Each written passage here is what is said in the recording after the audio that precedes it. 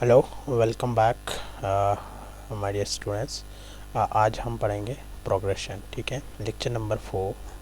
ये एक important portion है आपके सिलेबस में और जिससे 99% चांसेस होते हैं कि क्वेश्चन आता है। क्वेश्चन कितना टफ आता है वो भी मैं आपको बताऊंगा कि किस टाइप का क्वेश्चन आता है। ठीक है, वो भी मैं इंशाल्लाह आपको इस वीडियो में बताऊंगा आखिर पे। और इस प्रोग्रेशन में हम क्या क्या चीज़ कवर करने वाले हैं। लेट अस सी। देखो, ये चीज़ें जो एपी में आते हैं और इम्पोर्टेंट भी है, और इससे ज़्यादा जो है आप क्या है एनसीईआरटी बुक फॉलो करते हैं हम। ठीक है, तो इससे ज़्यादा आपको मतलब कभी भी आपको सिलेबस में नहीं दिखेगा इससे ज़्यादा। ठीक है, एक है अर्थमेटिक प्रोग्रेशन, दूसरा होता है फॉर्मूलाज, कॉमन डिफरेंस क्या होता है, nth टर्म कैसे निकालते हैं, सम ऑफ टर्म्स कैसे निकालते हैं, जीपी क्या होता है, जीपी का ratios, sum of progression of harmonic. ठीक है, फॉर्मूलाज, nth टर्म और अर्थमेटिक मीन, जियोमेट्रिक मीन और हार्मोनिक मीन के रिलेशंस। ठीक है, इससे ज़्यादा आपको क्वेश्चन कभी नहीं आ जाएगा। ठीक है, तो चलो चलते हैं, करते हैं डिस्कस पहला टॉपिक जो है इसमें अर्थमेटिक प्रोग्रेशन। ठीक है, व्हाट इज़ अर्थमेटिक प्रोग्रेशन। देखो, मैं पहले आपको एक बात समझाऊंगा कि प्रोग्रेशन होता क्या है। प्रोग्रेशन सिंपली एक चीज़ होता है, जैसे कि या तो कोई चीज़ इंक्रीज़ हो रहा है बट कॉन्स्टेंट इंक्रीज़ हो रहा है, या तो डिक्रीज़ हो रहा है, कॉन्स्टेंटली डिक्रीज़ हो रहा है। एक अर्थ यहाँ पे क्वेश्चन जो है अर्थमेटिक प्रोग्रेशन है। अर्थमेटिक मतलब आपने इससे पहले ये रीजनिंग पढ़े होंगे। रीजनिंग में आपने देखा होगा एक सीरीज़ बनती है, सपोज टू बी 1 3 5 7। अगर आपको कोई बोले कि नेक्स्ट क्या आ जाएगा, देखो 1 3 5 7, तो इसका मतलब है दो दो ऐड हो रहा है ना, दो दो ऐड हो रहे हो तो लास्ट में आ जाएगा 9, है ना। ये भी एक सीरीज़ है। वैसे ही अर्थमेटिक प्रोग्रेशन एक सीरीज़ होती है। ठीक है, सीरीज़ होती है। इसमें क्या होता है एक्चुअल में, हम एक सीरीज़ बनाते हैं जिसको हम पहले नाम नहीं देंगे, एक कोई भी वर्ड लेंगे या letter a, suppose A1 A2 A3 up to so on AN। ठीक है, एक मिनट, चलो मैं यहाँ पे लिखता हूँ, suppose A1 A2 A3 up to AN, this is an AP। Suppose ये एक, फ़िलहाल मैं इसको एपी नहीं कहूँगा, मैं आपको बताऊँगा हम इस चीज़ को कब एपी कह सकते हैं। ठीक है, सपोज़, चलो देखो, ये एक सीरीज़ है। एपी में क्या होता है, एक टर्म है कॉमन डिफरेंस। आपको इस बात से पता चला होगा कि ये डिफरेंस है, मतलब सब्ट्रैक्शन। कॉमन डिफरेंस रिप्रेजेंटेशन ज़्यादातर हम डी से रिप्रेजेंट करते हैं। ठीक है, क्या होता है ये कॉमन डिफरेंस होता है जो भी हायर टर्म है। जैसे कि मेरे पास, सपोज करता हूँ मेरे पास ये 3 टर्म्स है, higher term minus lower term. जैसे कि A2 माइनस A1, ये D1 बन गया, एक कॉमन डिफरेंस। दूसरी है A3 माइनस A2। ठीक है, जो ये टर्म्स है ना, कॉन्जिक्यूटिव टर्म्स का डिफरेंस, बट क्या, higher minus lower, higher minus lower, higher minus lower. ठीक है, उस चीज़ को हम कॉमन डिफरेंस कहते हैं। क्या मैं यहाँ पे D1 D2 लिख सकता हूँ या नहीं लिख सकता हूँ? रीज़न इज मैं नहीं लिख सकता हूँ। रीज़न क्या है, D1 और D2 दोनों एक ही होता है, D। देखो, अर्थमेटिक में क्या होता है, जो ये कॉमन डिफरेंस होता है ये कांस्टेंट रहता है। जब हम सब्ट्रैक्ट करते हैं, जैसे कि मैं एक सीरीज़ बनाता हूँ, suppose 1 3 5 7 9 up to so on. ठीक है, अगर कोई मुझे बताए यहाँ पे कॉमन डिफरेंस क्या है, 3 माइनस 1 है ना, higher term minus lower term, कितना हो गया 2। ज़रा इसका देखो, 5 minus 3 2, 7 minus 5 equal to 2। So इसका मतलब है कि मुझे कांस्टेंट डिफरेंस मिल रहा है दो कॉन्जिक्यूटिव टर्म्स का। बट ये कभी नहीं करना आप A1 माइनस A2 नहीं लिखना, हमेशा क्या करना है, higher term minus lower term. ठीक है, क्वेश्चन डायरेक्टली आ सकता है कि सपोज भी आपके पास कोई टर्म है A1 A2 A3, मुझे बताओ कॉमन डिफरेंस क्या आ जाएगा, A1 minus A2, A1 minus A3, ठीक है, A2 माइनस A1, ये पॉसिबल है ना, ये पॉसिबल है। हायर माइनस लोअर, कभी ऐसा नहीं करना, ऐसी गलती नहीं करना लोअर माइनस हायर करना, ठीक है, ये चीज़। अब हो गई ये सीरीज़। इसके कुछ और चीज़ें देखो, अगर ये सीरीज़ है A1 A2 A3 up to so on, suppose आपने एक सीरीज़ बनाई है बट आपको nth टर्म निकालना है उसका, सपोज़ मैंने निकाला 1 3 5 7, बट आपको लास्ट टर्म निकालना है, लास्ट टर्म निकालना है, इसमें क्या आ जाएगा वो आपको अगर निकालना है तो उसके लिए एक फार्मूला है। अगर आपको nth टर्म निकालना है, nth टर्म निकालना है उसके लिए हमारे पास, तो nth टर्म कैसे निकालते हैं अगर आपको nth टर्म निकालना है उसके लिए फॉर्मूला है a plus n minus 1 into D. So a plus n minus 1 into D, ठीक है। तो इसका मतलब है अगर आपको nth टर्म निकालना है, आपको सीरीज़ में nth टर्म निकालना है, लास्ट टर्म निकालना है, an निकालना है, तो उसके लिए फॉर्मूला है a is the first term, ये याद रखिएगा, first term, n is the number of term. Series में कितने टर्म्स है, जैसे कि A1 A2 A3, ये 3 टर्म्स है ना, कितने टर्म्स है, ठीक है। अगर कोई बोला क्या कि लेट अस सपोज कोई बोले कि 100th टर्म, इसका मतलब है टर्म्स कितने हैं 100, ठीक है, वैसे ही। बट ये नहीं पता होगा कि है क्या होगा एक्चुअल में है क्या, बट 100th टर्म मतलब नंबर ऑफ टर्म्स 100 है, ठीक है। वैसे ही डी क्या है, कॉमन डिफरेंस, कॉमन डिफरेंस। और एक formula sum of N terms, sum of N terms. Suppose मैंने अभी एक सीरीज़ बनाई थी 1 3 5 7 अप टू सो ऑन, ठीक है। सपोज ये जो है 100 तक जाती है, ठीक, 1 3 5 7 9,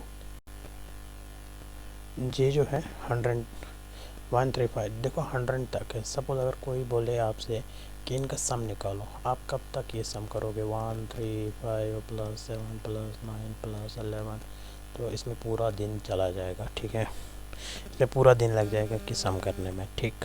तो अब इसके लिए एक फॉर्मूला है, sum of this AP is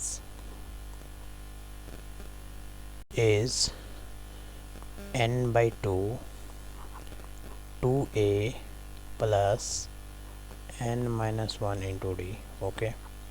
इस बात का याद रखो, ये बात याद रखो, ये n क्या है, नंबर ऑफ टर्म्स, ये जो n है नंबर ऑफ टर्म्स है, नंबर ऑफ टर्म्स कितने हैं, सपोज मैंने यहाँ 100 लिया, 100 है, तो a जो है अगेन फर्स्ट टर्म है, n है अगेन नंबर ऑफ टर्म्स, ठीक है। सपोज मैं आपको एक एग्जांपल बता रहा हूँ, ठीक है, मैं यहाँ पे एक एग्जांपल से आपको समझाऊंगा, ठीक है। मैंने एक छोटी सी सीरीज़ ली है 1 3 5 7, ठीक है, अप टू सो ऑन। मुझे nth टर्म निकालना है an। देखो अगर मैं ये देखूँ इसका n टर्म क्या है 7 है कि नहीं, अगर मैं nth टर्म निकालूँ an is equal to a plus n minus 1 into d. आप देखो इसकी कॉम पहले d निकालते हैं, d कैसे निकालेंगे, a2 माइनस a1, यहाँ a2 क्या है 3 is equal 3 minus 1 is equal to 2, ठीक है, कॉमन डिफरेंस। अगर आपको कभी भी ये क्वेश्चन आ जाएगा क्या इसमें चेक करो कि क्या ये AP है, आपको कैसे पता चल जाएगा कि ये AP है, आप कॉमन डिफरेंस से पता चल जाएगा कि ये AP है। देखो हर जगह जो डिफरेंस है वो 2 2 आ रहा है, कांस्टेंट आना चाहिए, ऐसा नहीं है यहाँ पे 2 डिफरेंस आ जाएगा, यहाँ पे 4 डिफरेंस आ जाएगा, यहाँ 6 डिफरेंस आ जाएगा, ठीक है, कांस्टेंट आना चाहिए, ठीक।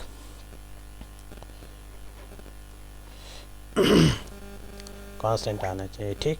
देखो an निकालना है ना, an a plus n minus 1, देखो नंबर ऑफ टर्म्स कितने हैं 4 माइनस 1 इंटू डी के बदले 2 है ना, कॉमन डिफरेंस। देखो ए एन निकालना है, इज इक्वल टू ए क्या है फर्स्ट टर्म 1 प्लस 4 माइनस 1, चार चार में से एक करो कितना हो गया 3 इंटू 2, कितना हो गया A N is equal to 1 plus 3 to ज़ा 6, सो ए एन क्या आ गया 7। तो यही है ना, अब देखो ये है ना लास्ट टर्म 7। मैं बोला था कि हम कैसे निकाल सकते हैं कि nth टर्म ए एन की फॉर्मूला। अब देखो कि इसी टर्म का सम निकालेंगे, एस एन जो मैंने बोला था n बाई 2 क्या ये फॉर्मूलाज वैलिड है नहीं है, तो इसको चेक करेंगे, ठीक है, इंटू डी। ज़रा इस पे इसका सम निकालना है, ठीक।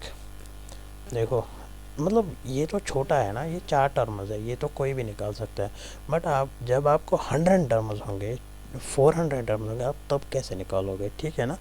ये मैं फ़िलहाल आपको ये समझा रहा हूँ कि इस फॉर्मूला को कैसे अप्लाई करते हैं। देखो नंबर ऑफ़ टर्म्स कितने हैं आपको दिख रहा है 7, बट कभी ऐसा बोला जाएगा कि 100 टर्म्स वी हैव 100 टर्म्स, तब n के बदले 100 होगा, बट यहाँ पे कितना है दूर से ही पता चलता है 4 है, 4/2 इंटू 2 ए के बदले देखो फर्स्ट टर्म क्या है 1 प्लस n माइनस 1, n क्या है number of terms again, number of terms again, ठीक है, कितने हैं 4, 4 minus 1 into common difference 2।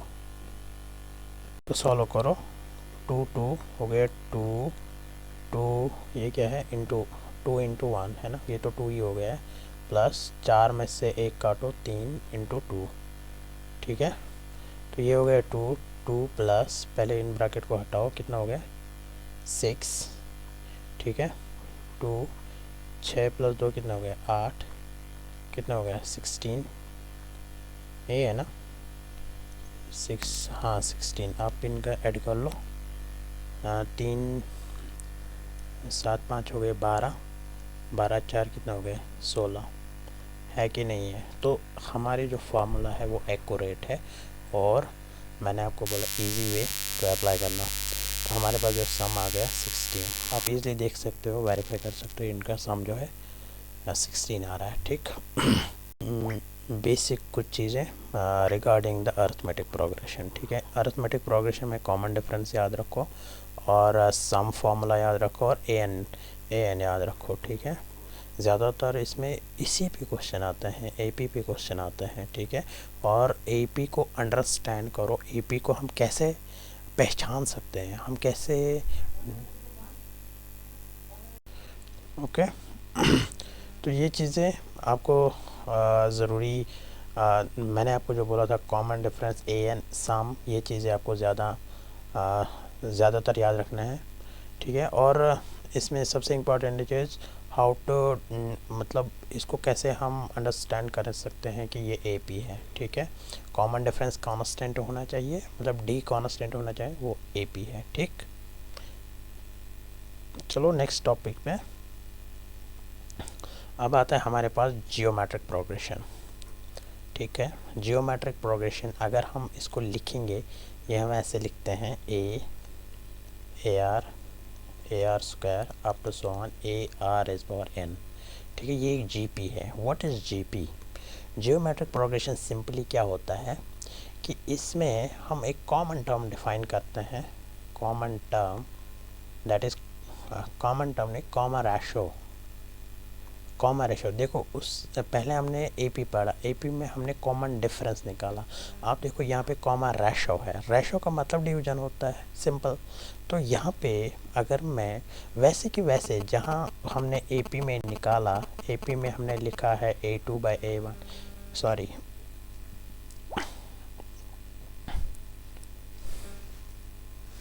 Wait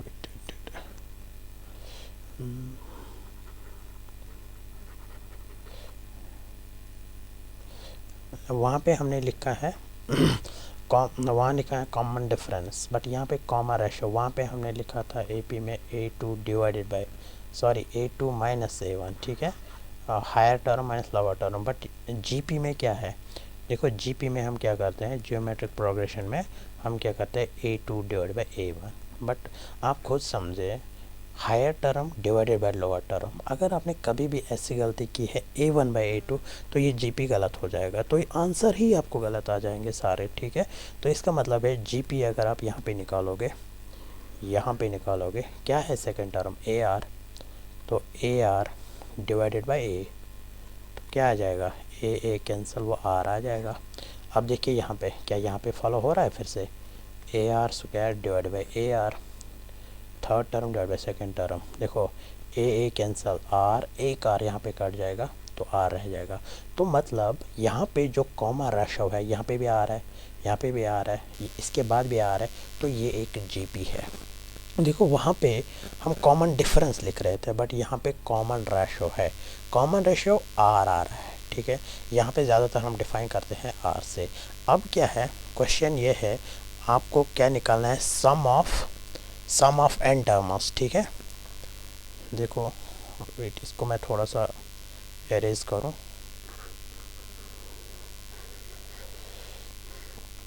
ये समझ आया आपको, ठीक है। अब देखो nth टर्म, अगर आपको लास्ट टर्म निकालना है, जैसे कि मेरे पास एक GP है, अगर मेरे पास एक GP है, suppose AR square up to so on AN, आपको ये AN निकालना है। AN last term of the GP निकालना है, वो किसके बराबर होता है, AR रेज़ पावर n-1। ये बात, ये इम्पोर्टेंट फॉर्मूला है, ये चीज़ आपको याद रखना है, ये इम्पोर्टेंट फॉर्मूला है, ठीक। AN is equal to AR n-1, ये ऊपर n-1 है टॉप साइड पे, ठीक है, मतलब स्क्वायर पे है ना। R रेज्ड पावर, ये रेज्ड पावर है, ठीक। तो ये A क्या है, ये फर्स्ट टर्म है, ये फर्स्ट टर्म है, ये n क्या है, ये फिर से नंबर ऑफ टर्म्स है, ठीक है, नंबर। सपोज मैं एक GP लेता हूँ, मैंने अभी आपको कोई GP दिखाया ही नहीं है, आप सर एक GP दिखा लीजिए, हम भी देखेंगे क्या होता है GP। चलो मैं आपको एक एग्जांपल दिखाता हूँ, सपोज ये 2, 4, 8, 16, 32 अप टू सो ऑन, ठीक है, AN। क्या ये GP है, पहले मैं आपको यहाँ पे बोलूँ, क्या ये AP है या GP है, इस बात को समझो। देखो अगर मैं पहले वेरीफाई करूँ, वेरिफिकेशन, ठीक है, वेरिफिकेशन, क्या ये AP है, इसको चेक करते हैं। AP के लिए हमको कॉमन डिफरेंस निकालना होता है, तो कॉमन डिफरेंस के लिए 4 - 2 कितना आ जाएगा, 2। चलो एक जगह आ गया, तो दूसरी जगह 8 - 4 तो 4 आ गया, तो इसका मतलब है AP नहीं है, क्योंकि कॉमन डिफरेंस सेम आना चाहिए, ठीक। तो 2 आना चाहिए, बट यहाँ पे 4 आ गया, तो AP नहीं है। क्या GP है, GP देखना है, क्या GP है, देखो 4/2, GP के लिए रेशो निकालना होता है 4/2, वो 2 आ जाएगा, ठीक। दूसरी जगह देखेंगे, चलो इधर देखेंगे 8/4, 4 2 ये फिर से 2 आ गया, ठीक है। चलो तीसरी जगह देखेंगे 16/8, ये फिर से 2 आ गया, तो इसका मतलब है कॉमन रेशो इसका 2 आ रहा है, ठीक है, कॉमन रेशो 2 है। वेट, एक और स्लाइड लेंगे, चलो मैंने क्या दिखाया था आपको, 2, 4, 8, 16, 32, ठीक है। सपोज़ ये एक हमने GP लिया है, this is a GP, geometric progression, ठीक। तो मैंने बोला था अगर आपको AN निकालना होगा, A into R rays power n-1, ठीक। क्या ये वेरीफाई हम कर सकते हैं, हाँ कर सकते हैं, जो चलो इसी पे अप्लाई करते हैं, ठीक। आपको लास्ट टर्म निकालना है, इस GP का लास्ट टर्म निकालना है, क्या आ जाएगा, क्या आ जाएगा, देखो A फर्स्ट टर्म क्या है, A फिर से फर्स्ट टर्म है, तो फर्स्ट टर्म 2 है, into R rays power, R क्या है 8, देखो 4/2 2, 8/4 2, तो R है 2, मतलब कम आ रहा है शो 2, इंटू ये ऊपर है n-1, बट n क्या है, n निकालना है। देखो दो चीज़ें, हमेशा ये बात याद रखिए, जब भी फार्मूला में 2 वेरिएबल्स होंगे वो फार्मूला सॉल्व नहीं होगा, अदरवाइज़ आपके पास ऐसी कंडीशंस होनी चाहिए जहां आप दूसरी इक्वेशन बना सकते हैं, फिर हम वैल्यू को सब्स्टिट्यूट कर सकते हैं और आंसर्स निकालते हैं। बट यहाँ पे मैं 2 चीज़ें वेरिएबल नहीं ले सकता हूँ, क्योंकि अगर मैं AN निकालूँ तो N पता नहीं होगा, तो ये फिर से इनकम्प्लीट रहेगा। अगर मुझे suppose to be a n निकालना है, एन पता है, तो तब ये वैलिड है, या एन निकालना है, ए एन पता है, तब भी निकाल सकते हैं। ठीक है, सपोज करते हैं मैं ये 3 टर्म्स लेता हूँ। ये एक मेरे पास जीपी है 2 4 8, ये एक जीपी है। क्या हमको ये दिख रहा है ये कितने टर्म्स है? 1 2 3। ठीक, चलो मैं इनका ही एन टर्म निकालता हूँ। A N is equal to, first term क्या है 2, चलो ए एन इस पे ही करते हैं अप्लाई। चलो आर क्या है, कॉमन रेशो क्या है इनका 2 है ना, 4/2 दैट इज़ 2, दैट इज़ 2। कितने टर्म्स है ये 3 - 1 दैट इज़ 2 × 2। ये n है ना, 3 टर्म्स है ना ये टोटल, तो क्या आ जाएगा 3 - 1 2, तो कितना आ जाएगा 2 × 2 × 2 कितना हो गया 2 2 4 4 2 8। तो इसका मतलब है ए एन इक्वल टू 8। क्या हमारे पास लास्ट टर्म 8 है इस प्रोग्रेशन में? है ना, साफ साफ दिख रहा है ना, है कि नहीं है? वही बात मैं यहाँ पे कह रहा हूँ, ये nth टर्म के लिए फॉर्मूला है। ठीक, अब next step sum of the GP. हमने पहला एपी का निकाला, एपी सम है ना, वो निकाला हमने, अब जीपी का सम। ठीक, और एक स्लाइड लेनी पड़ेगी। ठीक है, अब sum of GP, sum of, sorry यहाँ पे हम ये लिख सकते हैं sum of N terms, sum of N terms of a GP किसके बराबर होता है? ये फॉर्मूला इंपॉर्टेंट है, सबसे इंपॉर्टेंट ये फॉर्मूला है। ठीक है, बट क्वेश्चन रेयरली इस पे, ठीक है, वो a r raise power n -1, जो अभी मैंने सम nth टर्म का फॉर्मूला बताया, वो मैंने आर रेज पावर n-1 इधर लिखा। ठीक है, बट यहाँ पे ऊपर नहीं है, बट यहाँ पे नीचे -1 है, r raise power -1 divided by r -1। ठीक है, बट यहाँ पे एक कंडीशन है, r should be greater than 1। क्यों?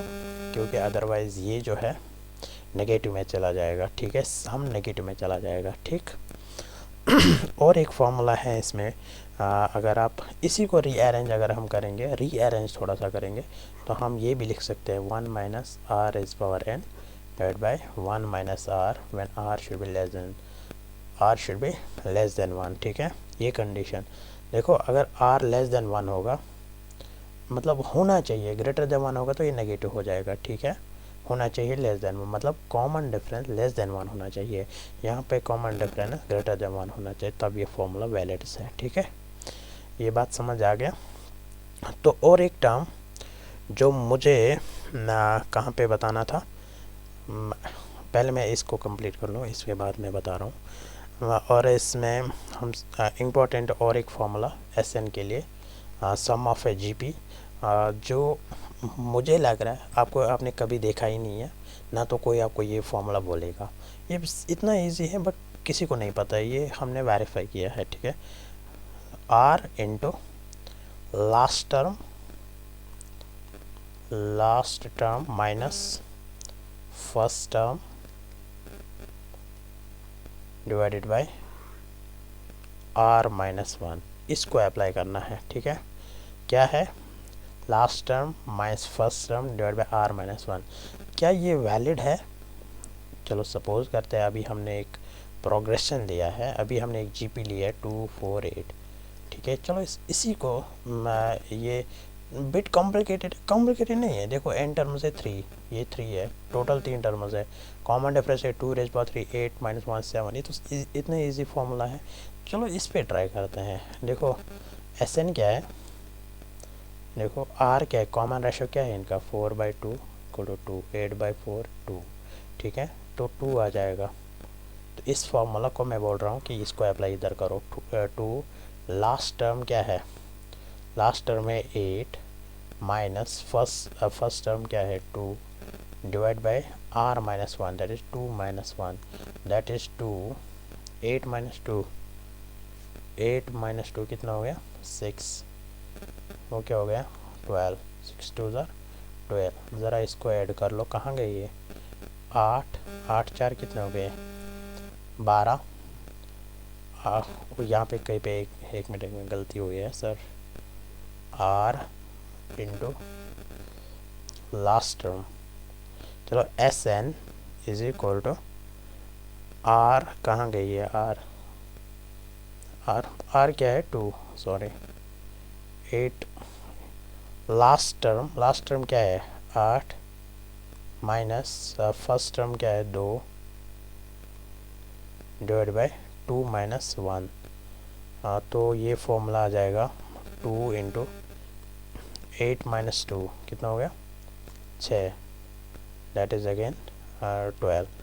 आई think here is something wrong, but ये फॉर्मूला जो है ये वैलिड है, मे बी जिसमें work more than the 3 terms, 3 terms ही ले रहे हैं हम, 3 से ज़्यादा लेंगे ये वेरीफाई हो जाएगा। एनीवेज ये जो है ये फार्मूला रेयरली यूज़ करते हैं, मैंने अभी पहले से ही बोला आपको, ये फार्मूला हम वेरिफिकेशन कर रहे थे इस फार्मूला की, ठीक है। बट आप जो है सबसे इम्पोर्टेंट फार्मूला ये, आप इनको वेरीफाई करो, आप देखो इजी आंसर आ जाएगा, ठीक है, इजीली आंसर आ जाएगा यहाँ पे, ठीक। तो अब चलते हैं नेक्स्ट क्वेश्चन पे। हो गया जीपी। जीपी में आपको क्या करना है, एक तो याद रखना है nth टर्म कैसे निकालते हैं, जो हमने an निकाला है, और सम ऑफ टर्म्स निकालना है, ठीक है। ये दो चीज़ें, sum of n terms of a GP और कॉमन रेशो, ठीक, ये चीज़ें इंपॉर्टेंट है। और सबसे इम्पॉर्टेंट चीज़ हार्मोनिक प्रोग्रेशन से पहले मैं आपको एक चीज़ समझाना चाहता हूँ कि 2 सीरीज़ होते हैं हमारे पास। सपोज़ टू बी, अगर आपने रीजनिंग में भी देखा होगा, जैसे कि मैं 1 3 5 7 अप टू सो ऑन, एक इसका एंड नहीं है, इसको कहते हैं हम इन्फानाइट सीरीज़, ठीक है। दूसरा होता है 1 3 5 7, बट an हम लास्ट में लिखते हैं, इसका मतलब है an लिखते हैं बट ये इन्फिनिटी नहीं है ना, बट कुछ तो है लास्ट पे, मतलब इसको कहते हैं फाइनाइट सीरीज़, ठीक है। बट अगर जो भी हम अभी तक डिस्कस कर रहे थे, चाहे हमने जीपी पढ़ा, चाहे हमने जीपी पढ़ा या एपी पढ़ा, तो वो सारे जो सीरीज़ थे ना वो फाइनाइट सीरीज़ थे, मतलब हम nth टर्म निकालते थे। बट अगर आपके पास एक इन्फानाइट सीरीज़ आ जाएगा, ठीक है। अगर एक इन्फानाइट सीरीज़ को, इसका सम कैसे निकालते हैं, इसका सम जो है वो इसके बराबर, इन्फानाइट, ये इन्फानाइट के नोटेशन होता है, तो वो किसके बराबर होता है, a divide by 1 minus r के बराबर होता है, ठीक है। a मतलब फर्स्ट टर्म, ये तो होता है फर्स्ट टर्म, तो ये जो r है ये होता है कॉमन रेशो, ठीक है, ये कॉमन रेशो होता है। अगर आपको इन्फिनिटी सीरीज़ को, एक इन्फिनाइट सीरीज़ है, तो आपको सम निकालना है, तो आपको ये फॉर्मूला यूज़ करना है, ठीक है। तो आप मतलब ऐसा ले सकते हो ए r square, A R cube, ये एक सीरीज़ है, उसके लिए आप, बट ये इसका जो है एंड नहीं है, इन्फिनिटी तक जा सकता है, तो आप इसको अप्लाई करो, क्योंकि ये कॉमन रेशो है ना, डी नहीं लिख रहा है, एपी के लिए यूज़ नहीं कर सकते आप, ये जीपी के लिए ही यूज़ करते हैं, बट इन्फिनाइट के, ठीक है, बट इन्फिनाइट के लिए, ठीक। अब हम हार्मोनिक पढ़ेंगे, हार्मोनिक प्रोग्रेशन होता क्या है, ठीक है। हार्मोनिक प्रोग्रेशन एक सिंपली, ये एपी, आपने अभी जो अरिथमेटिक प्रोग्रेशन पढ़ा है, अरिथमेटिक प्रोग्रेशन का रेसिप्रोकल है, रेसिप्रोकल, ठीक है। अरिथमेटिक, जैसे कि हमने एक सीरीज़ बनाई 1 3 5 7 9, ठीक है। अगर हम इसको रेसिप्रोकल करेंगे, 1 का रेसिप्रोकल करेंगे 1 ही आ जाएगा, 1/3 आ जाएगा, 1/5 आ जाएगा, 1/7 आ जाएगा, तो इसको कहते हैं हम हार्मोनिक, ठीक है। एक हार्मोनिक प्रोग्रेशन कहते हैं हम इस चीज़ को, ठीक है। अब हार्मोनिक प्रोग्रेशन में हमें, और ज़्यादातर इस पे आप देखोगे इस पे क्वेश्चन आया नहीं है, बट ये पढ़ना ज़रूरी है, एट लीस्ट तो इतना कर सकते हैं ना कि इसका nth टर्म निकाल सकते हैं। देखो हमने इससे पहले जो n टर्म निकाला है एपी के लिए, वो कैसे निकाला है हमने, सिमिलरली ना, जैसे कि अगर हम एपी का देखेंगे, एपी में अर्थमेटिक प्रोग्रेशन में हमने ए एन निकाला है, लास्ट टर्म निकाला है A plus N minus one into D. Similarly यहाँ पे क्या करना है, अगर आपको nth term of harmonic progression को निकालना है, आपको बस ये चीज़ करना है, 1 डिवाइड बाई उसका रेसिप्रोकल लेना है A plus N minus one into D. देखो ये अगर देखो कितना इम्पोर्टेंट फॉर्मूला बन गई इधर। देखो अगर मेरे पास एक सीरीज़ है 1 3 5 7, मैं पहले इजी लेता हूँ, इसके बाद जो सेशन आ जाएगा क्वेश्चंस का, वहाँ पे मैं आपको अच्छे से समझाऊंगा ये क्वेश्चंस और अप्लाई फॉर्मूला कैसे करते हैं, ठीक है। बट फिर भी एनीवेज यहाँ पे भी मैं आपको अच्छा आइडिया दे रहा हूँ, ठीक है। 1 3 5 7, ठीक, ये है हमारे पास। अगर हम देखेंगे कॉमन डिफरेंस किसके बराबर है, 3 माइनस 1, ये कॉमन डिफरेंस है, रेशो नहीं है, कॉमन डिफरेंस, तो 2 आ जाएगा। 5 माइनस 3 तो वो भी 2 आ जाएगा। 7 माइनस 5 2 आ जाएगा, तो कॉमन डिफरेंस 2 है, ठीक है, एक मिल गया। तो ए एन हम निकालेंगे A plus N minus one into D, ठीक। ये ए पी है, पहले ये ए पी मान रहा हूँ मैं, ठीक है। देखो अगर आपको कोई वेट मैं आपको समझाता हूँ क्वेश्चन कैसे आपको परेशान कर सकता है, मैं आपको वही चीज़ समझाऊंगा, ठीक है। देखो ये ए एन है, A plus N minus one, ये किस में हम निकालते हैं, ए पी में, ठीक है। तो अगर मैं इस क्वेश्चन को सॉल्व करूं इधर, तो ए एन है हमारे पास, क्या है 7 इक्वल टू, चाहे कुछ भी निकालना है, चलो ए एन ही निकालेंगे। ए क्या है, first term plus number of terms कितने हैं 4 माइनस 1 इंटू डी कितना है 2, है ना, 4 टर्म्स 1 2 3 4, ठीक, ये हो गया 1 प्लस 4 को 1 काटो 3 इंटू 2 कितना हो गया 3 2 6, 6 प्लस 1 हो गया 7। तो हमारे पास जो nth टर्म है वो आ गया 7। अगर सेम क्वेश्चन आपको ये पूछा जाएगा कि भाई आप मुझे ये बोलो कि हार्मोनिक प्रोग्रेशन में nth टर्म क्या होगा इसी सीरीज़ में, तो आपको सिंपली करना है, क्या आ जाएगा, ए एन इधर आ गया ना, तो आपको 1/7 करना है, तो ये इसका आंसर आ जाएगा। सिंपल, मैंने अभी बोला था ना, आप जो हार्मोनिक प्रोग्रेशन है उसका जो ए एन आता है वो आता है a is equal to a plus N minus one into d. ये फॉर्मूला तो यही है ना, कहाँ गए, ये है ना, सीधे ए एन अगर 7 इधर आ गए, ए एन तो 1/7, यहाँ तो 1/7 आ जाएगा। ये ए एन आ गए, ए एन 7 तो ए पी है, तो 1/7 तो हार्मोनिक प्रोग्रेशन है। तो इसका मतलब है अगर आपको अर्थमेटिक प्रोग्रेशन का रिज़ल्ट कोई आ जाए तो वो इन्वर्सली प्रोपोर्शनल होता है हार्मोनिक प्रोग्रेशन के लिए, ठीक है। इन्वर्स या कह सकते हैं, या हम रेसिप्रोकल, ठीक है, रेसिप्रोकल होता है इसका, इन्वर्स तो नहीं कह सकते क्योंकि इसमें डीपली, एक तो होता है रिवर्स, दूसरा होता है रेसिप्रोकल। इन्वर्स कुछ अलग चीज़ है, वो हम यहाँ पे नहीं पढ़ने वाले हैं इन्वर्स, ठीक है, वो अलग टॉपिक है, वो ज़्यादातर लीनियर अलजेब्रा में पढ़ाया जाता है या मैट्रिक्स में, ठीक है। तो इतना ये बात तो याद रखो, अगर आपको ये बोला गया है क्वेश्चन में एपी का nth टर्म है 9, बताओ हार्मोनिक प्रोग्रेशन का nth टर्म क्या हो गया, वो हो गया 1/9, उसका रेसिप्रोकल, ठीक है। अगर आपको ये सीरीज़ दी जाएगी, ठीक है, बताओगे कि इसका हार्मोनिक प्रोग्रेशन सीरीज़ कैसे बन जाएगी, वो बन जाएगी 1, क्योंकि 1 का रेसिप्रोकल करेंगे 1 ही आ जाएगा, तो 3 का आ जाएगा 1/3 1/5 1/7, ठीक है, ठीक। ये क्वेश्चन समझ आ गया आपको। हार्मोनिक में मैंने अभी तक कोई क्वेश्चन नहीं देखा है, बट एनीवेज आपको मैंने आइडिया दिया है हार्मोनिक में क्या क्वेश्चन आ सकता है। सिंपली अगर एपी कोई क्वेश्चन डाले, उसको सिंपल लास्ट में लिखे गए, बोलो एचपी में क्या होगा, हार्मोनिक प्रोग्रेशन में क्या, आप देखो क्वेश्चन फंस गया, यहाँ पे क्वेश्चन फंस सकता है, ठीक है। आप कितना भी प्रोग्रेशन पढ़ो बट एचपी नहीं पढ़ा होगा तो क्वेश्चन ख़त्म, ठीक है। नेक्स्ट टर्म हम पढ़ेंगे, देखो इम्पोर्टेंट फार्मूलाज। देखो एक यहाँ पे अर्थमेटिक मीन है, ये होता है जियोमेट्रिक मीन, ये होता है हार्मोनिक मीन। ये मीन की बात हो रहा है, अभी तक हमने किया है बात arithmetic progression, geometric progression, harmonic progression, but ये मीन है, ठीक है। मीन क्या होता है, पहले मैं आपको अरिथमेटिक मीन, ठीक है। ये क्या है, जियोमेट्रिक मीन, ठीक है। ये क्या है, हार्मोनिक मीन, ठीक। देखो अरिथमेटिक मीन क्या होता है, ये सीधे एपी पे फॉलो हो रहा है। सपोज़ अगर हमारे पास एक एपी है, A1 A2 A3, ठीक है, अप टू सो ऑन, ठीक, AN।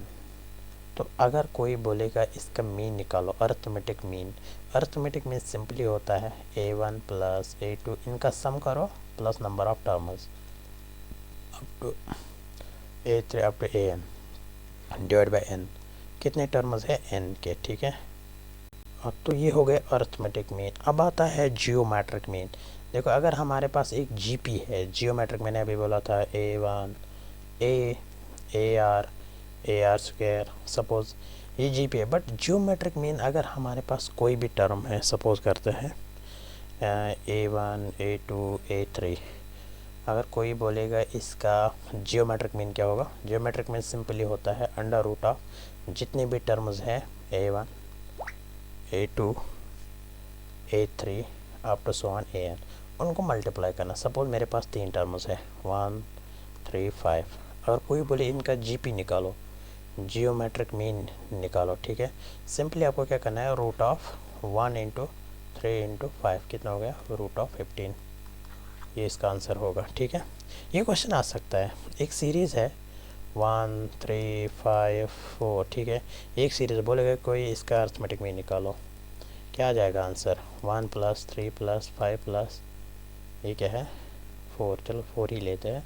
कितने हैं टोटल, 4 है ना, तो 4 करेंगे, 5 4 9, 9 3 12, 9 3 12 कितने हो गए 13 बाई 4 4 4 3 पॉइंट समथिंग, ठीक है। ऐसे क्वेश्चन आ सकते हैं। हाँ, अब रह गया हार्मोनिक प्रोग्रेशन। हार्मोनिक प्रोग्रेशन के लिए एक इम्पोर्टेंट फार्मूला है। कोई बोले कि भाई आप बताओ, हार्मोनिक मीन, ठीक है। हार्मोनिक मीन के लिए आपको एक इम्पोर्टेंट फार्मूला है। सपोज़ A B ऐसे ही CD जो भी होगा, तो उसके लिए मीन कैसे निकालते हैं, 2 AB divided by A plus B, ठीक है। सपोज़ मैं आपको ऐसा बोल रहा हूँ कि 2 3 है। सपोज़ ये 2 नंबर की कोई भी हार्मोनिक प्रोग्रेशन है, ठीक है। मैं 2 नंबर्स की बात कर रहा हूँ, ठीक है। तो कोई बोलेगा इसका हार्मोनिक मीन निकालो, कैसे निकालोगे, 2 टाइम्स AB मतलब इनका multiple 3 into 2 divided by sum of this 2, कितना हो गया A प्लस B ना 5, 3 2 6 6 2 12 बाई 5, ठीक है। ये हो गया हार्मोनिक मीन, हो गया AM GM HM, ठीक। ये क्वेश्चन समझ आए होंगे आपको। इंशाल्लाह आपको ये अच्छी तरीके से समझ आ जाएंगे जब हम MCQs करेंगे इसके रिगार्डिंग, ठीक। अब जो है, हाँ, नेचुरल नंबर की सीरीज़, ये बात इम्पोर्टेंट है। मतलब क्वेश्चन क्या है, पहले हमको ये समझना है नेचुरल नंबर होता क्या है। नेचुरल नंबर सिंपली होता है जो 1 से स्टार्ट होता है, 1 2 3 4 5 अप टू सो, ठीक है। मतलब जो 1 से स्टार्ट होगा वो नेचुरल नंबर होता है। जो 0 से स्टार्ट होता है उसको क्या कहते हैं हम, होल नंबर, ठीक है। तो यहाँ पे नेचुरल नंबर्स पे क्वेश्चन आता है, ठीक है। इस पे ज़्यादातर क्वेश्चन नहीं आता है, इस पे आता है, ठीक है। देखो क्या है क्वेश्चन, क्या कह रहा है, देखो ये होता है सिंपल 1 2 3 4। अगर आपको सम of n natural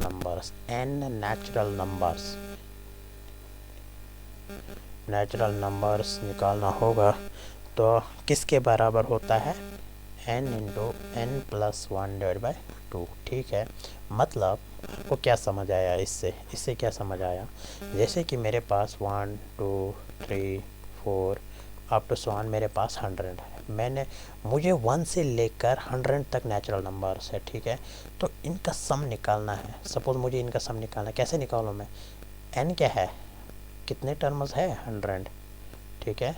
n 100 plus 1 divide by 2। ये हो गया सम ऑफ नेचुरल नंबर्स, ठीक है, sum of first N natural numbers. अब क्या होगा, लेट अस सपोज अगर हमारे पास दूसरी सीरीज़ है, suppose 1 square 2 square, sum of squares of a natural number, ठीक है, 3 स्क्वायर 4 स्क्वायर 5 स्क्वायर, ठीक है, up to so on n square, ठीक है। इसका जो सम आ जाएगा, सम ऑफ स्क्वायर्स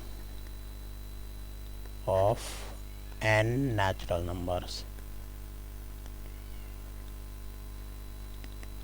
ये किसके बराबर होता है, ये सम।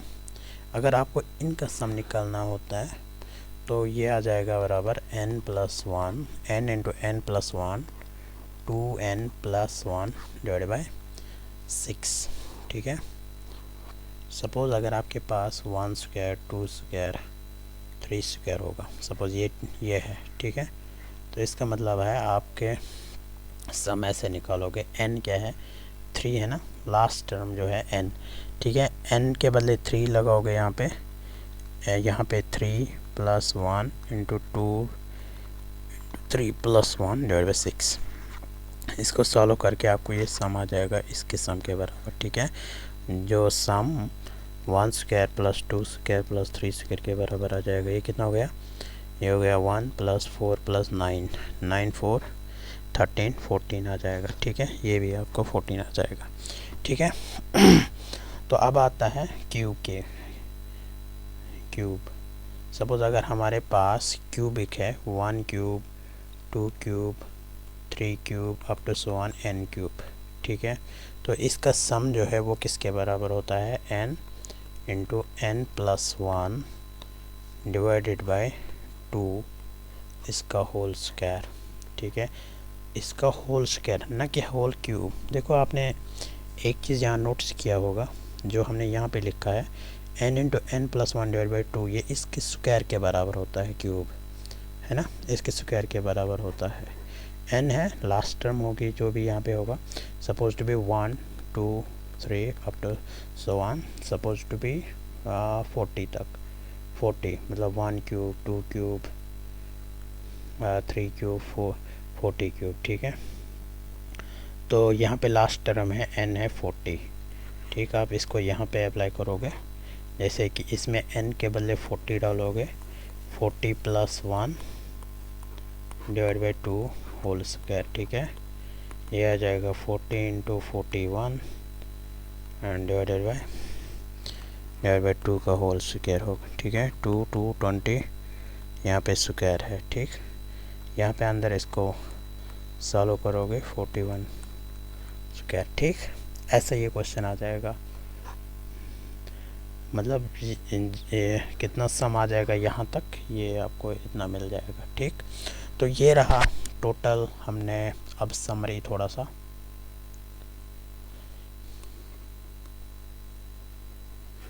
समरी में क्या लिखेंगे, देखो हमने अरिथमेटिक प्रोग्रेशन पढ़ा, ज्योमेट्रिक प्रोग्रेशन पढ़ा, हार्मोनिक प्रोग्रेशन पढ़ा।